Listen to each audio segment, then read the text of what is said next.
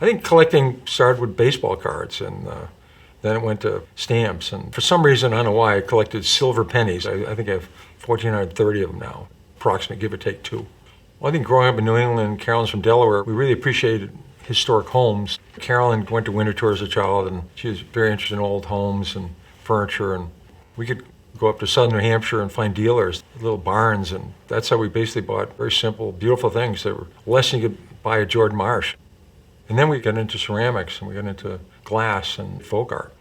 To actually meet artists like Sam Maloof and Otto Knotzler and J.O.J. I mean, it's amazing to meet people that are really talented and then actually be lucky enough and fortunate enough to have some of their works. I think that's made a big difference.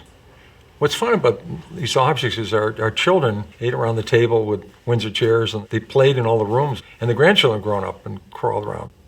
Chihuly is a little more exciting for a 6-year-old perhaps than John Singer Sargent or Frederick Frieseke, but I think it's been great for our children, great for our grandchildren. Carolyn saved all the paintings the kids did. That might have been 4,000, but she took the best, and we framed them. We have a whole entire room of the grandchildren's art. The 8 grandchildren are well represented in this house.